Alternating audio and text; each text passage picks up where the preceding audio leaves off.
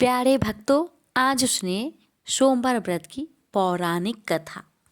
समुद्र के निकटवर्ती प्रदेश में एक बास्कल नामक ग्राम है, जहाँ वैदिक धर्म से विमुख महापापी द्विज निवास करते हैं। वे सब के सब बड़े दुष्ट हैं। उनका मन दूषित विषय भोगों में ही लगा रहता है। वे न तो देवताओं पर विश्वास करते हैं, न भाग्य पर। वे सभी कुटिल वृत्ति वाले हैं। किसानी करते और भांति भांति के घातक अस्त्र शस्त्र रखते हैं। वे पर स्त्री गमन करने वाले और खल है। ज्ञान वैराग्य तथा सद्धर्म को बिल्कुल नहीं जानते हैं। वे सभी पशु बुद्धि वाले हैं और सदा दूषित बातों को सुनने में संलग्न रहते हैं। यहाँ के द्विज ऐसे हो, वहाँ के अन्य वर्णों के विषय में क्या कहा जाए। अन्य वर्णों के लोग भी उन्हीं की भांति कुत्सित विचार रखने वाले, स्वधर्म विमुख एवं खल है। वे सदा कुकर्म में लगे रहते और नित्य विषय भोगों में ही डूबे रहते हैं। वहाँ की सब स्त्रियां भी कुटिल स्वभाव की, स्वेच्छाचारिणी, पापासक्त, कुत्सित विचार वाली और वैभवचारिणी है। वे सद व्यवहार तथा सदाचार से सर्वथा शून्य है। कुंजनों के निवास स्थान उस बास्कल नामक ग्राम में किसी समय एक बिंदुक नामधारी ब्राह्मण रहा करता था। वह बड़ा अधम था। वह दुरात्मा और महापापी था। यद्यपि उसकी स्त्री बड़ी सुंदर थी, तो भी वह कुमार्ग पर ही चलता था। काम वासना से कुलसित चित वह वैश्यगामी था। उसकी पत्नी का नाम चंचूला था। वह सदा उत्तम धर्म के पालन में लगी रहती थी, तो भी उसे छोड़कर वह दुष्ट ब्राह्मण कामासक्त होकर वैश्यगामी हो गया था। इस तरह कुकर्म में लगे हुए उस बिंदु के बहुत वर्ष व्यतीत हो गए। उसकी स्त्री चंचुला काम से पीड़ित होने पर भी स्वधर्म नाश के भय से कलेश सहकर भी दीर्घ काल तक धर्म से भ्रष्ट नहीं हुई, परंतु दुराचारी पति के आचरण से प्रभावित होने के कारण काम पीड़ित हो आगे चलकर वह स्त्री भी दुराचारणी हो गई। भ्रष्ट चरित्र वाली वह कुमार्गिनी अपने पति की दृष्टि बचाकर रात्रि में चोरी छिपे अन्य पापी जार पुरुष के साथ रमन करने लगी। एक बार उस ब्राह्मण ने अपनी उस दुराचारणी पत्नी चंचूला को कामासक्त हो पर पुरुष के साथ रात्रि में संगरगत देख लिया। उस दुष्ट तथा दुराचार में आसक्त मन वाली पत्नी को रात में पर पुरुष के साथ व्यभिचारत देखकर वह क्रोध पूर्वक वेग से दौड़ा। उस दुष्ट बिंदु को घर में आया जानकर वह कपटी व्यभिचारी तेजी से भाग गया। तब वह दुष्ट आत्मा बिंदुक अपनी पत्नी को पकड़कर उसे डांटता हुआ मुक्कों से बार बार पीटने लगा। वह व्यभिचारिणी दुष्टा नारी चंचुला पीटी जाने पर कुपित होकर निर्भयता पूर्वक अपने दुष्ट पति बिंदुक से कहने लगी, मुझे पति परायणा युवती पत्नी को छोड़कर आप कुबुद्धि बस प्रतिदिन वैश्य के साथ इच्छा अनुसार रमन करते हैं। आप ही बताए कि रूपवती तथा कामासक्त चित्त वाली मुझ युवती की पति संग सर्ग के बिना क्या गति होती होगी। मैं अत्यंत सुंदर हूँ तथा नव यौवन से उन्मत्त हूँ। आपके सत्संग के बिना व्यथित चित्त वाली मैं कामजन्य दुख को कैसे सह सकती हूँ। उस स्त्री के इस प्रकार कहने पर वह मूर्ख ब्राह्मण धम स्वधर्म विमुख दुष्ट पापी बिंदु कहने लगा, काम से व्याकुल चित होकर तुमने यह सत्य ही कहा है। हे प्रिय, तुम भय त्याग दो और मैं जो तुमसे हित की बात कहता हूं उसे सुनो। तुम निर्भय होकर नित्य पर पुरुष के साथ संग सर्ग करो, उन्हें संतुष्ट करके उनसे धन खींचो। वह सारा धन वैश्य के प्रति आसक्त मन वाले मुझको दे दिया करो। इससे तुम्हारा और मेरा दोनों का ही स्वार्थ सिद्ध हो जाएगा। पति का यह वचन सुनकर उसकी पत्नी चंचुला प्रसन्न होकर उसकी कही बात मान ली। उन दोनों दुराचारी पति पत्नी ने इस प्रकार समझौता कर लिया तथा वे दोनों निर्भय चित्त से कुकर्म में लीन हो गए। इस तरह दुराचार में डूबे हुए उन मूढ़ चित्त वाले पति पत्नी का बहुत सा समय व्यर्थ बीत गया। तदंतर क्षुद्र जातीय वैश्य का पति बना हुआ वह दूषित बुद्धि वाला दुष्ट ब्राह्मण बिंदुक समय अनुसार मृत्यु को प्राप्त हो नरक में जा पड़ा। बहुत दिनों तक नरक के दुख को भोग कर वह मूर्ख बुद्धि पापी विंध्या पर्वत पर भयंकर पिशाच हुआ। इधर उस दुराचारी पति बिंदु के पति मर जाने पर वह मूढ़ हृदय चंचला बहुत समय तक पुत्र के साथ अपने घर में ही रही। इस प्रकार प्रेम पूर्वक कामासक्त होकर जारों के साथ विहार करती हुई उस चंचुला नामक स्त्री कुछ यौवन समय के साथ ढलने लगा। एक दिन देव योग से किसी पुण्य वर्ग के आने पर वह स्त्री भाई बंधुओं के साथ गोकर्ण क्षेत्र में गई। तीर्थ यात्रियों के संग से उसने भी उस समय जाकर किसी तीर्थ के जल में स्नान किया। फिर वह साधारणतया मेला देखने की दृष्टि से बंधुजनों के साथ यत्र तत्र घूमने लगी। घूमती घामती किसी देव मंदिर में उसने एक देवयज्ञ ब्राह्मण के मुख से भगवान शिव की परम पवित्र एवं मंगलकारिणी उत्तम पौराणिक कथा सुनी। कथावाचक ब्राह्मण कह रहे थे कि जो स्त्रियां पर पुरुषों के साथ व्यभिचार करती है वे मरने के बाद जब यमलोक में जाती है तब यमराज के दूत उनकी योनि में तपे हुए लोहे का परीख डालते हैं। पौराणिक ब्राह्मण के मुख से यह वैराग्य बढ़ाने वाली कथा सुनकर चंचुला भय से व्याकुल हो वहां कांपने लगी। जब कथा समाप्त हुआ और लोग वहां से बाहर चले गए तब वह भयभीत नारी एकांत में शिव पुराण की कथा बाँचने वाले उन ब्राह्मण से कहने लगी, हे ब्राह्मण, मैं अपने धर्म को नहीं जानती थी, इसलिए मेरे द्वारा बड़ा दुराचार हुआ है। स्वामीन, इसे सुनकर मेरे ऊपर अनुपम कृपा करके आप मेरा उद्धार कीजिए। हे प्रभु, मैंने मूर्ख बुद्धि के कारण घोर पाप किया है। मैंने कामंद होकर अपनी संपूर्ण युवा अवस्था व्यभिचार में बिताई है। आज वैराग्य रस से ओतप्रोत आपके इस प्रवचन को सुनकर मुझे बड़ा भय लग रहा है। मैं कांप उठी हूं और मुझे इस संसार से वैराग्य हो गया है। मुझ मूर्ख चीत वाली पापनी को धिक्कार है। मैं सर्वथा निंदकों के योग हूं। मैं कुत्सित विषयों में फंसी हुई हूं और अपने धर्म से विमुख हो गई हूं।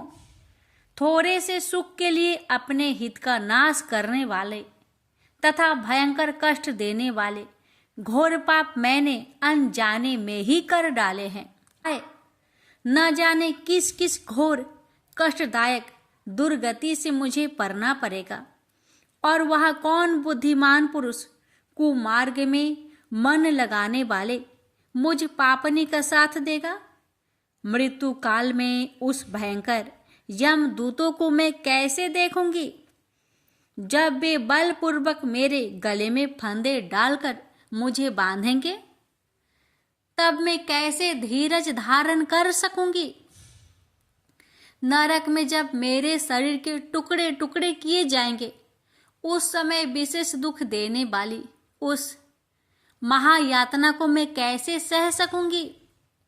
दुख और शोक से ग्रास्त होकर मैं दिन में सहज इंद्रिय व्यापार और रात्रि में नींद कैसे प्राप्त कर सकूंगी। हाय, मैं मर गई, मैं जल गई, मेरा हृदय विदीर्ण हो गया और मैं सब प्रकार से नष्ट हो गई, क्योंकि मैं हर तरह से पाप में ही डूबी रही हूं। हाय विधाता, मुझ पापिनी को आपने हठात ऐसी दुर्बुद्धि क्यों दे दी, जो सभी प्रकार का सुख देने वाले स्वधर्म से दूर कर देती है। हे द्विज, शूल से विधा हुआ व्यक्ति ऊंचे पर्वत शिखर से गिरने पर जैसा घोर कष्ट पाता है, उससे भी करोड़ गुना कष्ट मुझे है।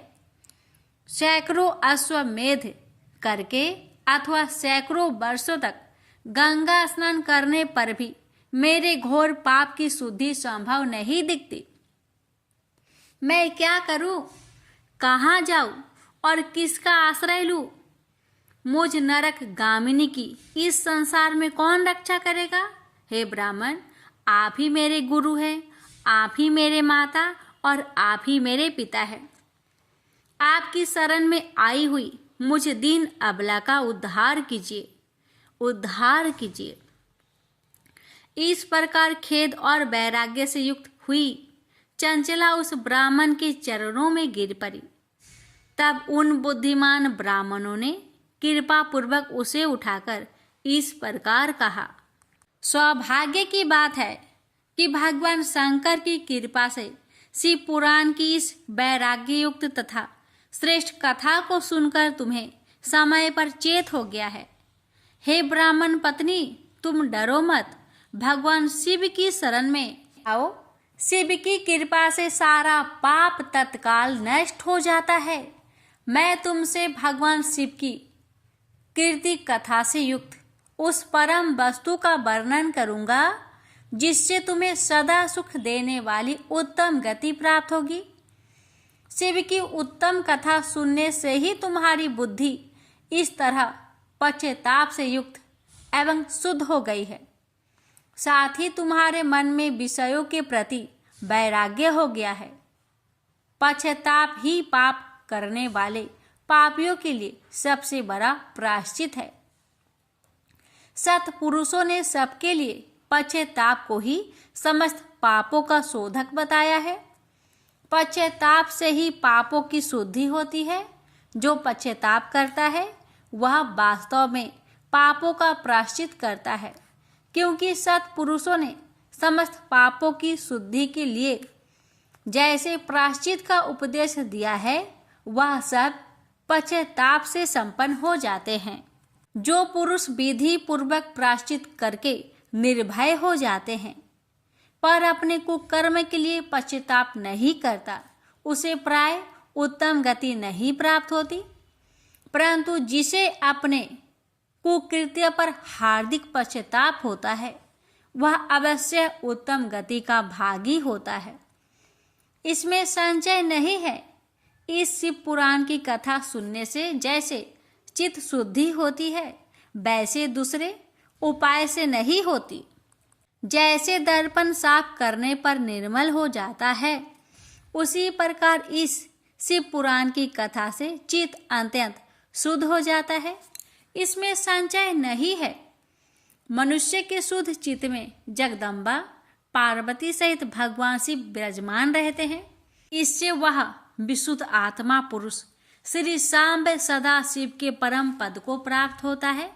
इस प्रकार यह कथा रूपी साधन सभी प्राणियों के लिए उपकारी है और इसी कारण महादेव जी ने इसको आग्रह पूर्वक प्रकट किया है। इस कथा से भगवान उमापति का ध्यान सिद्ध हो जाता है। उस ध्यान से परम ज्ञान और उससे मोक्ष की प्राप्ति निश्चय ही होती है।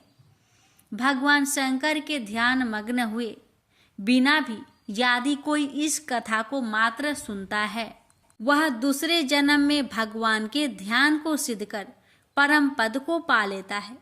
इस कथा के श्रवण से भगवान शंकर के ध्यान को प्राप्त कर पश्चाताप करने वाले पापी पुरुष सिद्धि को प्राप्त हो गए हैं।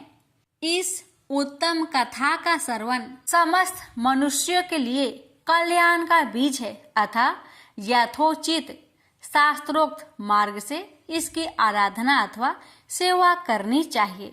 यह कथा श्रवण भाव बंधन रूपी रोगों का नाश करने वाला है। भगवान शिव की कथा को सुनकर फिर अपने हृदय में उनका मनन एवं निधि ध्यानासन करने से पूर्णतया चित्त शुद्धि हो जाती है। चित्त शुद्धि होने से महेश्वर की भक्ति अपने दोनों पुत्र ज्ञान और वैराग्य के साथ निश्चय ही प्रकट होती है। तत्पश्चात महेश्वर के अनुग्रह से दिव्य मुक्ति प्राप्त होती है।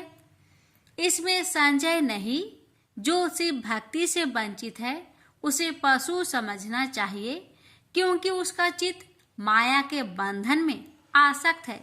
वह निश्चय ही संसार बंधन से मुक्त नहीं हो पाता। हे ब्राह्मण पत्नी, इसलिए तुम विषयों से मन को हटा लो और भक्ति भाव से भगवान शंकर की इस परम पावन कथा को सुनो। परमात्मा शंकर की इस कथा को सुनने से तुम्हारे चित्त की शुद्धि होगी और उसमें तुम्हें मोक्ष की प्राप्ति हो जाएगी। निर्मल चित्त से भगवान शिव के चरण रविंदु का चिंतन करने वाले की एक ही जन्म में मुक्ति हो जाती है। यह मैं तुमसे सत्य कहता हूँ। इतना कहकर वे श्रेष्ठ शिव भक्त ब्राह्मण मौन हो गए। उनका हृदय करुणा से आर्द्र हो गया था।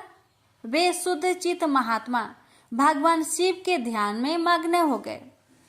तदंतर बिंदु की पत्नी चंचुला मन ही मन प्रसन्न हो उठी। ब्राह्मण का उक्त उपदेश सुनकर उसके नेत्रों में आनंद के आंसू छलक आए थे। वह ब्राह्मण पत्नी चंचुला हर्षित हृदय से उन श्रेष्ठ ब्राह्मण के चरणों में गिर पड़ी और हाथ जोड़कर बोली, मैं कृतार्थ हो गई।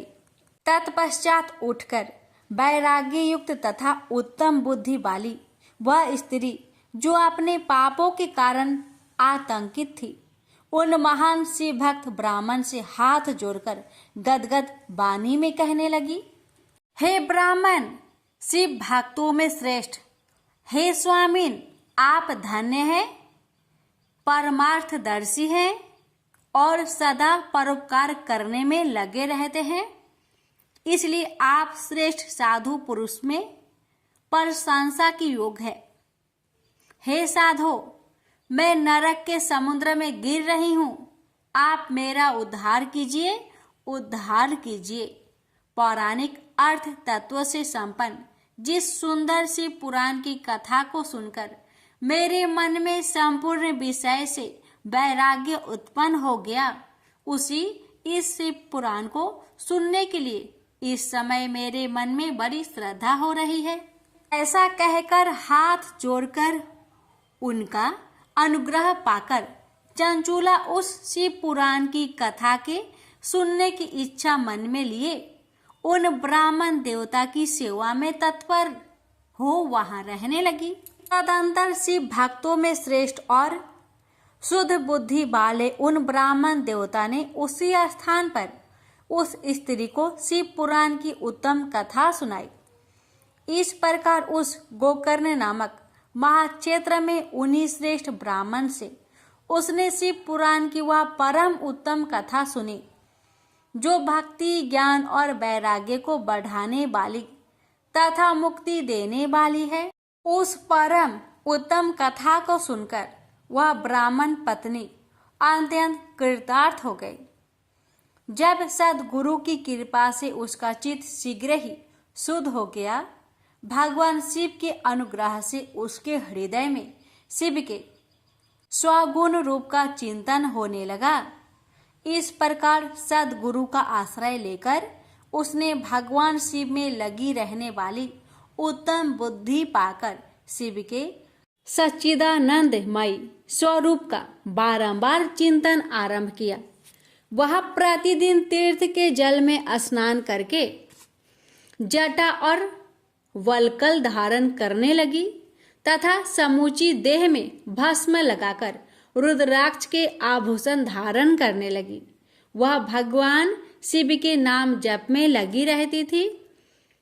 संयमती बानी और अल्पाहार करते हुए गुरु के बताए मार्ग से वह शिव जी को प्रसन्न करने लगी। इस प्रकार शंभु का उत्तम ध्यान करते हुए उस चंचुला का बहुत सा समय बीत गया।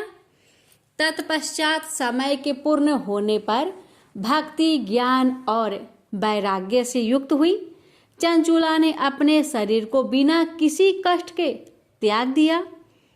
इतने में ही त्रिपुर शत्रु भगवान शिव का भेजा हुआ एक दिव्य विमान दूत गति से वहां आ पहुंचा, जो उनके अपने गणों से संयुक्त और भांति भांति की शोभा साधनों से संपन्न था। चंचुला उस विमान पर आरूढ़ हुई और भगवान शिव के श्रेष्ठ पार्षदों ने उसे तत्काल शिवपुरी में पहुंचा दिया। उसके सारा मल धुल गए थे। वह दिव्य रूप धारिणी दिव्यांगना हो गई थी। उसके दिव्य अवयव उसकी शोभा बढ़ाते थे। मस्तक पर अर्ध चंद्र का मुकुट धारण किए वह गौरांगी देवी शोभाशाली दिव्य आभूषणों से विभूषित थी। वहां पहुंचकर उसने त्रिनेत्रधारी महादेव जी को देखा। ब्रह्मा, विष्णु आदि देवता उन सनातन शिव की सेवा कर रहे थे। गणेश, भृंगी, नंदीश, वीरभद्रेश्वर आदि गण उत्तम भक्ति के साथ उनकी उपासना कर रहे थे। उनकी अंग कांति करोड़ों सूर्य के समान प्रकाशित हो रही थी। कंठ में नील चिन्ह शोभा पाता था। उनके 5 मुख थे और प्रत्येक मुख में 3-3 नेत्र थे।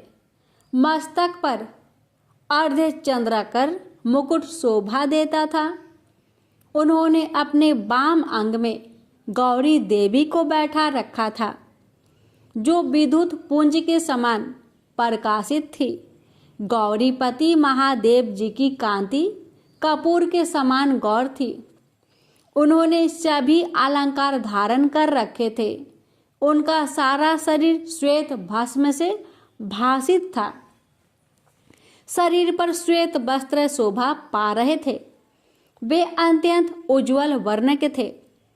इस प्रकार परम उज्जवल भगवान शंकर का दर्शन करके वह ब्राह्मण पत्नी चंचुला बहुत प्रसन्न हुई। अत्यंत प्रीति युक्त होकर उसने बड़ी उतावली के साथ भगवान को बारंबार प्रणाम किया। फिर हाथ जोड़कर वह बड़े प्रेम, आनंद और संतोष युक्त हो विनीत भाव से खड़ी हो गई। उसके नेत्र से आनंद अश्रुओं की अविरल धारा बहने लगी तथा संपूर्ण शरीर में रोमांच हो गया। उस समय भगवती पार्वती और भगवान शंकर ने उसे बड़ी करुणा के साथ अपने पास बुलाया और सौम्य दृष्टि से उसकी ओर देखा। पार्वती ने तो दिव्य रूप धारिणी बिंदुक प्रिया चंचुला को प्रेम पूर्वक अपने सखी बना लिया।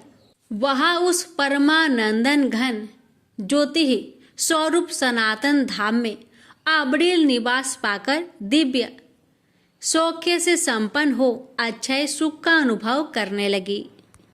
सूत जी बोले, हे सौनक, एक दिन परम आनंद में निमग्न हुई चंचुला ने उमा देवी के पास जाकर प्रणाम किया और दोनों हाथ जोड़कर वह उनकी स्तुति करने लगी। चंचुला बोली, हे गिरिजा नंदिनी, हे स्कंद माता, मनुष्यों ने सदा आपकी सेवा की है। समस्त सुखों को देने वाली हे शंभु प्रिय, हे ब्रह्म स्वरूपिणी, आप विष्णु और ब्रह्मा आदि देवताओं द्वारा सेव्य है। आप ही सगुना और निर्गुणा भी है तथा आप ही सूक्ष्म सच्चिदानंद स्वरूपिणी आद्य प्रकृति है।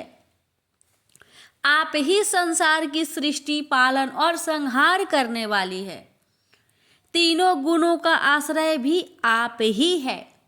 ब्रह्मा, विष्णु और महेश्वर इन तीनों देवताओं का आवास स्थान तथा उनकी उत्तम प्रतिष्ठा करने वाली पराशक्ति आप ही है। चंचुला इस प्रकार महेश्वर पत्नी उमा की स्तुति करके सिर झुकाए चुप हो गई। उसके नेत्रों में प्रेम के आंसू उमड़ आए थे। तब करुणा से भरी हुई शंकर प्रिया भक्त वत्सला पार्वती देवी चंचुला को संबोधित करके बड़े प्रेम से इस प्रकार कहने लगी। हे सखी चंचुले, हे सुंदरी, मैं तुम्हारी की हुई इस स्तुति से बहुत प्रसन्न हूँ। बोलो क्या वर मांगती हो? तुम्हारे लिए मुझे कुछ भी आदेय नहीं है। पार्वती जी के इस प्रकार कहने पर चंचुला उन्हें प्रणाम करके दोनों हाथ जोड़कर नतमस्तक हो प्रेम पूर्वक पूछने लगी।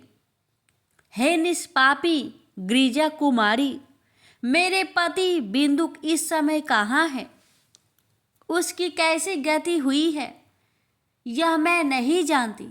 कल्याणमयी दिन वत्सले, मैं आपके उन पति देव से जिस प्रकार संयुक्त हो सकूं, कृपा करके वैसा ही उपाय कीजिए। हे महेश्वरी, हे महादेवी, मेरे पति एक क्षुद्र जातीय वैश्या के प्रति आसक्त थे और पापों में ही डूबे रहते थे।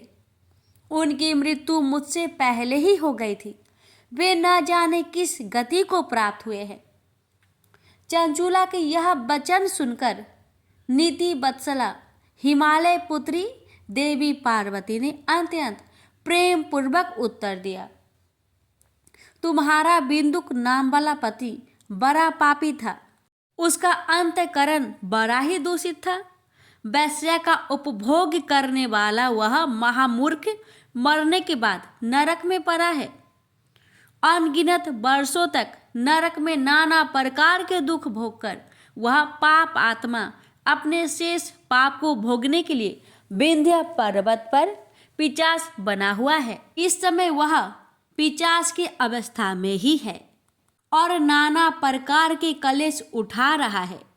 वह दुष्ट वही वायु पीकर रहता है और सदा सब प्रकार के कष्ट सहता है। गौरी देवी की यह बात सुनकर उत्तम व्रत का पालन करने वाली वह चंचुला उस समय पति के महान दुख से दुखी हो गई। फिर मन को स्थिर करके उस ब्राह्मण पत्नी ने व्यवस्थित हृदय से महेश्वरी को प्रणाम करके पुनः पूछा। हे महेश्वरी, हे महादेवी, मुझ पर कृपा कीजिए और दूषित कर्म करने वाले मेरे उस दुष्ट पति का अब उद्धार कीजिए। हे देवी, कुत्सित बुद्धि वाले मेरे उस पापात्मा पति को किस उपाय से उत्तम गति प्राप्त हो सकती है यह शीघ्र बतलाइए। आपको नमस्कार है।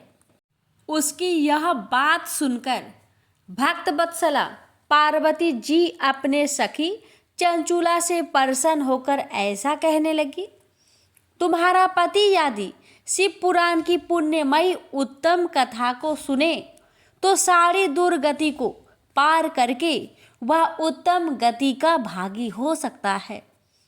अमृत के समान मधुर अक्षरों से युक्त गौरी देवी का यह वचन आदर पूर्वक सुनकर चंचुला ने हाथ जोड़कर मस्तक झुकाकर उन्हें बारंबार प्रणाम किया और अपने पति के समस्त पापों की शुद्धि तथा उत्तम गति की प्राप्ति के लिए पार्वती देवी से यह प्रार्थना की कि मेरे पति को शिव पुराण सुनाने की व्यवस्था होनी चाहिए। उस ब्राह्मण पत्नी के बारंबार प्रार्थना करने पर शिव प्रिया गौरी देवी को बड़ी दया आई।